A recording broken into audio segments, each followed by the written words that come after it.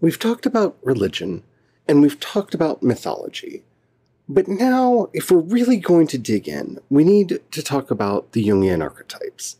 And this is an overly exhaustive topic that we could spend literal years on. Because we could go through all of the different things that he talked about with dream interpretation and all the rest. For the purposes of our discussion today, we're going to talk about the big ones. The shadow, the Anima Animus, the ego, the threshold guardians, and the tricksters. So let's talk about Jungian archetypes on today's episode of Project Shadow.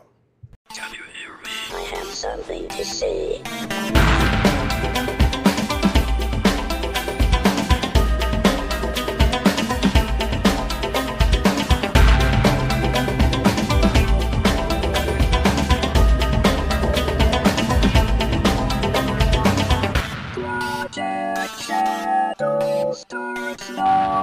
Hello everyone, how are you doing today? My name's Charlie. You might know me better as sci-fi fantasy writer C.E. Dorset. And I'm happy to say that the second chapter of Dance the Ghost Shatter Me is now up for people to read, if that happens to be something that you might be interested in. Okay, so today we're going to be going forward with our 201, looking at, well, all the intricacies of world building. And finally, we're going to be talking about the Jungian archetypes. I'm sorry if I sound a bit distracted. This is such a big topic that I keep second guessing the way I want to approach this, because we could honestly, like I said in the intro, talk about this forever. So let's start with what is an archetype. And I am not going to be academic about this, because that can be really problematic and misleading for our purposes. I'm going to be talking to you as an author, because I'm a writer, and I think that's more than likely why you're here, is either to improve your storytelling in a role-playing game, or in a book or screenplay or something like that. So what is an archetype? Well, we have to begin with, an archetype is not a stereotype. So we're going to be talking about the Anima and the Animus, the shadow, the ego, the threshold guardians, the tricksters. And for some of you, those words may have meaning that you're ascribing to them automatically in your head. Well, a trickster has to play tricks on people. No, they don't. You see, you can easily get lost in the name. The threshold guardian stands at the borders of the threshold and says, "You shall not pass." No, not necessarily. That's not always how they work.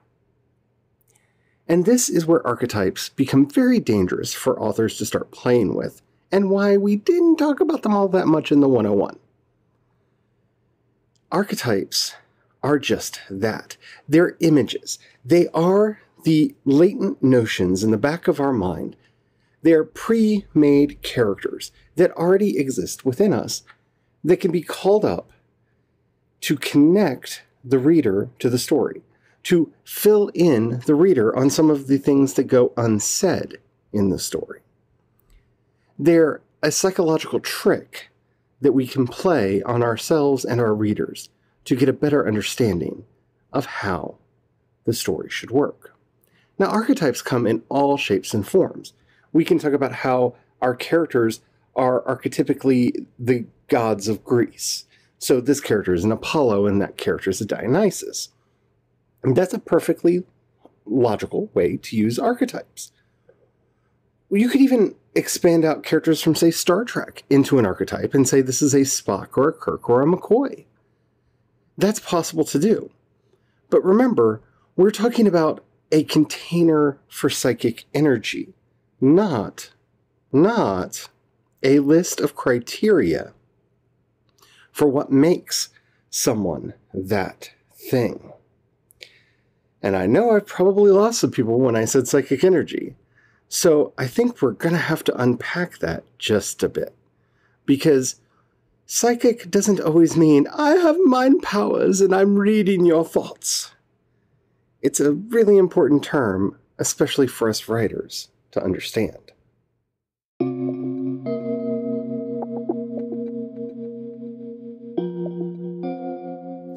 Now, when I say that a character is a vessel of psychic energy, I'm sure that brings up all manner of thoughts in your head as to what that could possibly mean. Is that character a mind reader? Are they going to make things float around the room? Can they cause things to burst into flames with the powers of their mind? Are they going to read a crystal ball? Now, our characters may be doing some of that, especially if we're writing fantasy or paranormal or supernatural fiction. But, generally speaking, when we're talking about psychic energy as a writer, we're not talking about those kinds of psychic energies. We are talking about the subtle energies that actually work inside our minds. That basic power that flows through all of us, that has certain characteristics, certain flavors. Some of these are easier for us to recognize than others, so let's start very simple. Love is a psychic energy. You know it when you feel it, but it's kind of difficult to express in words. Hate is a psychic energy. Compassion can be a psychic energy born through specific practice. Pity is a psychic energy that looks down on others. These emotions are the basic building blocks of liminal energy, of this psychic energy that we're talking about. Now, I'm not talking about spooky stuff here. Please do not think that I am talking about spooky stuff. What I'm referring to is the energy in our mind, the energies that we experience in ourselves, in others, and that need to be present in the characters of our stories if they are going to come alive in the minds of our readers. If we are not doing everything that we can to imbue them with these psychic energies, then they will remain flat on the paper. Now again, I know what that sounds like. We're making artifacts all Warehouse 13 style, but that's not what we're talking about at all. This is where the archetypes come in. So, before we get into Jung and some of the deeper topics at hand, let's talk about the Greek gods, because I think everybody is familiar with them. When I say Venus or Aphrodite, a certain image comes into your mind, yes? She's a seductress. She's beautiful. She has the powers of love flowing through her. She's in a bad marriage with a brutish man who doesn't respect her. She got into an argument with a couple other goddesses over a golden apple that caused the Trojan War. All of these things and many more may have popped through your head when I mentioned Aphrodite. That is a collection vessel. All of those energies just got bound up together into a simple composite in your head. A vessel that contains love, lust, desire, and desirability. And we named that Aphrodite. So, when you invoke Aphrodite in your work and create that sultry, sexy character who is all about bringing people together and having the love, whether that's the romantic love or the, body love, you are invoking the energies of Aphrodite. When I say Apollo, a lot of things may have gone through your mind because there are so many conflicting stories about Apollo. But they all share one theme in common. Apollo is a character who gets stuck in his own head. Whatever he thinks is right, and he will pursue that at all costs. Whether that's for the betterment or for the worst, he will proceed after his goals until he gets what he set out for. All of that is characterized by Apollo. Now, you may see him as a much drier figure, especially when compared and contrasted to a Dionysus. But those are all the container energies that we're talking about here. So you don't have to hold on too tightly. Remember, if you're just writing stereotypes, well, the character is going to be flat no matter how fleshed out that stereotype is. So don't do that.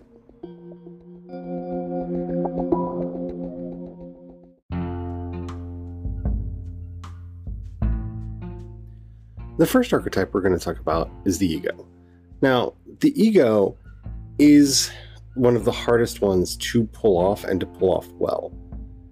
So if you remember from our World Building 101 that we did, and if you didn't get a chance to listen to that, I'll put a link to the Spotify playlist down in the show notes.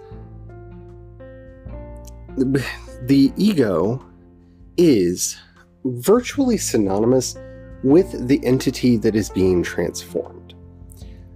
This is one of the places that often goes wrong when people talk about archetypes and how they are associated with our fiction. The ego, in only a few rare circumstances, is actually the hero of our story. They will very often be an aspect of the ego, but they are only an aspect of it. So what is the ego? The ego is the I. It is the subject. It is the thing to which everything else in our story is a manifestation of its unconscious and conscious mind. The ego is that which answers the question, I am. In a well-written Star Trek series, the ego is generally the Federation, the ship, or the station on which the story takes place, not the characters themselves. So it's not a lie when Kirk or Picard says these are the voyages of the Starship Enterprise. That is the introduction to the show, drawing a circle around the ego. The vast majority of what we're going to be talking about is what happens to the crew of the Starship Enterprise.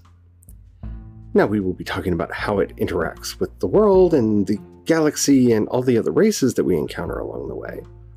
But we are not dealing with Earth politics.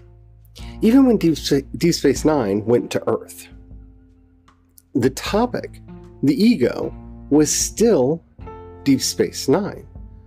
Our focus characters were always Sisko and Odo, even though we saw other things that were going on under Earth. Even Nog, when he was brought in as a part of a fragment of the group mind of Deep Space Nine, and showed us how it was interacting with the rest of the outside world. Be very, very careful not to draw this circle too small or too broad. If the ego in your setting is too small, then the story will feel very claustrophobic and narcissistic. Now, that can be perfectly alright if you're writing a short story or flash fiction. In fact, in the shorter the fiction, the smaller the circle will be. So, in H.P. Lovecraft's Outsider, the circle is drawn around the outsider, the person who doesn't feel like they belong, the monster that can't go out. That's the circle. It's very tight, it's very confining, and it allows for the claustrophobic nature of that story to work, and work quite well. In the works of Robert E. Howard, Conan or Bran Mak Morn or Solomon Kane is generally this character, and you can kind of see this in works like The Witcher, because they are the primary character in which we are concerned. But we meet other characters and show how that gets expanded out. Tolkien doesn't have a singular I in any of the books. And this is what can make his work a little bit hard to get into for some people. The circle, the ego, is the entire world. And so everyone is merely acting as an aspect of the group consciousness. And it makes the stories feel a bit impersonal and detached. So bear that in mind when you're creating your characters and when you're creating your world itself. But the ego is very important because everything else will be related to it in some way. And that relationship determines everything else.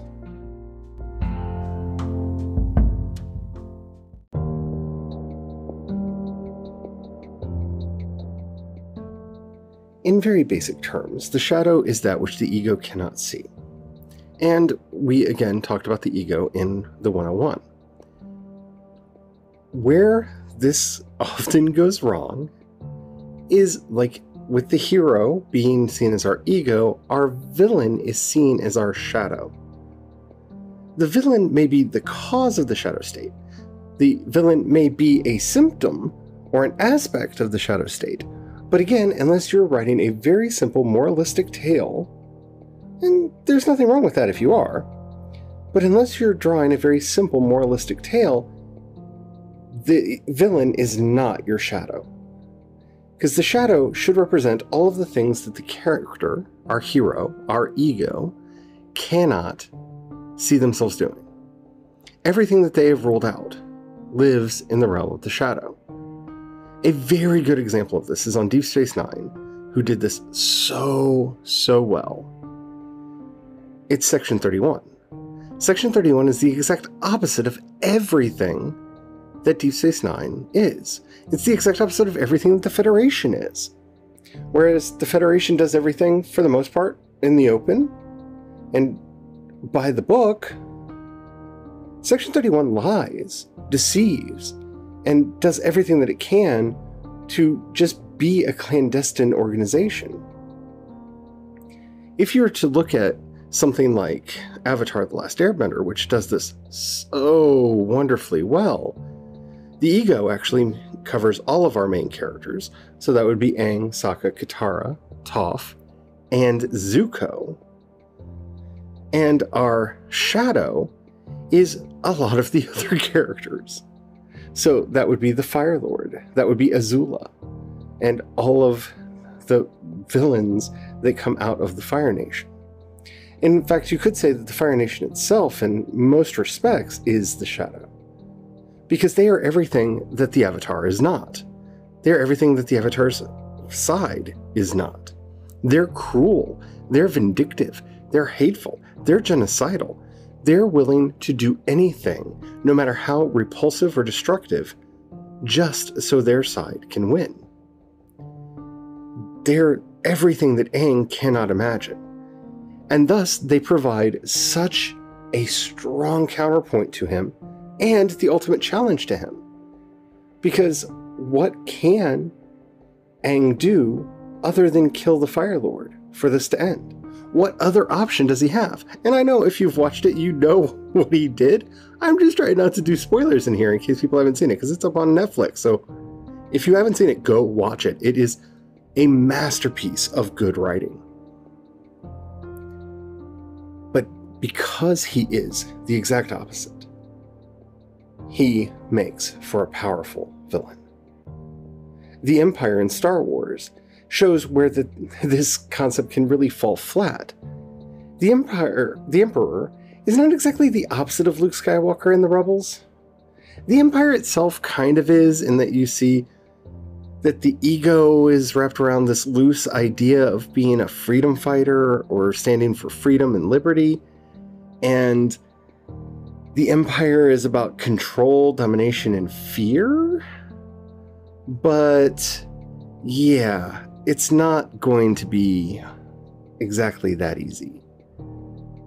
And that's kind of why the Empire feels flat. Vader could be seen as an aspect of the dark side, because he is primarily the main adjutant of the dark side. But he plays more of a threshold role, which we'll talk about in a little bit, than he does the shadow role. He is not exactly the shadow of Luke or any of the other characters. He is that which stands in the breach. So be careful how you draw these circles, and remember to make them opposed to each other without being cartoonishly so. Because if a cartoon like Avatar, which with its simple, straightforward sense of humor can pull this off, you definitely can in your fiction.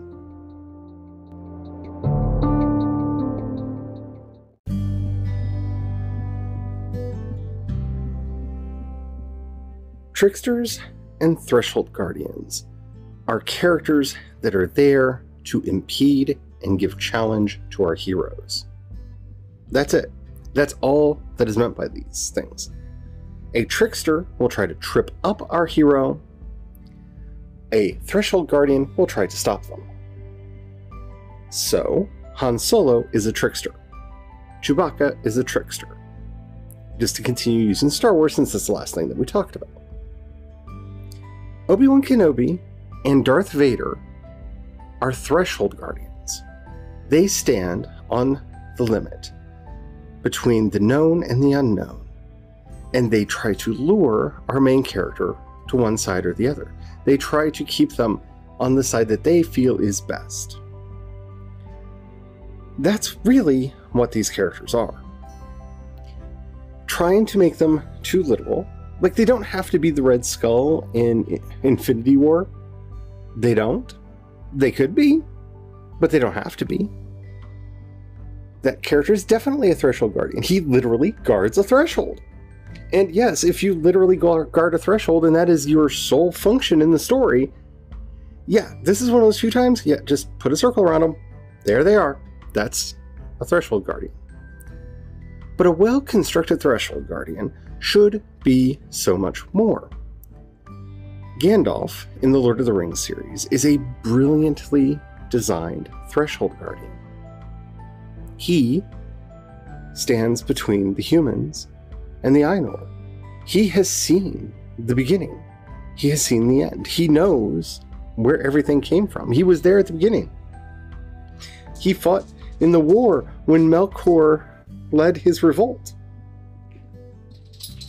He remembers the First Age. He was there during the war with Melkor and the giant and the dragons. He was there as Sauron rose to power and we have the Second Age and the Great War that defeated him. And he is still here in the Third Age, struggling to make sure that this limit is not crossed. And yes, he very archetypally and stereotypically has his Threshold Guardian moment. I mean, it's infamous by now, right? You shall not pass. I quote that a lot because it is the archetypal Threshold Guardian. But it's more than just stopping the Balrog from catching the others. He is the gate to wisdom. He is the gate to knowledge. He guards the threshold that tricks Bilbo into coming through. He guards the threshold that starts the whole thing off. If he hadn't gotten Bilbo to go along, Bilbo would have never found the ring. Gollum would have kept it hidden under the mountain, and the events of our story may have never happened. Because he guarded the threshold. He guarded the gate, he opened the door, and he let them through. Sometimes your Threshold Guardian is quite literally Fluffy from Harry Potter and the Philosopher's Stone. A dog that stands at a gate and keeps people out. Because literally, he's a Threshold Guardian. But Iroh, from Avatar: The Last Airbender, is a brilliantly constructed Threshold Guardian. He has such wisdom and power and strength. He knows things that he is slowly and carefully sharing with others and making sure that they have access to these powers, to this world that he has to share with them.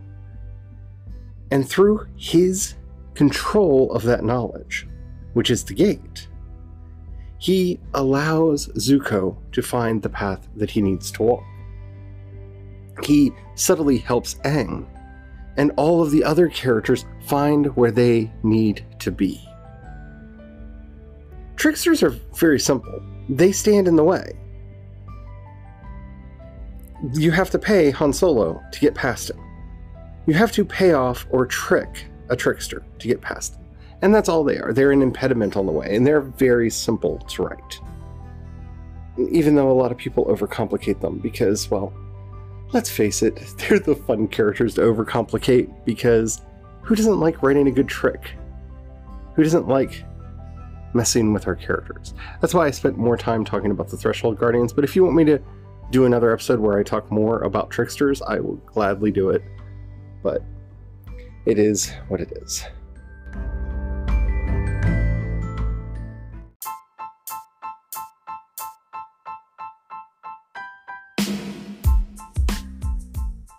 Last but not least are our Anima and Animus. So the Anima is the projected female from the male psyche, and the Animus is the projected male from the female psyche.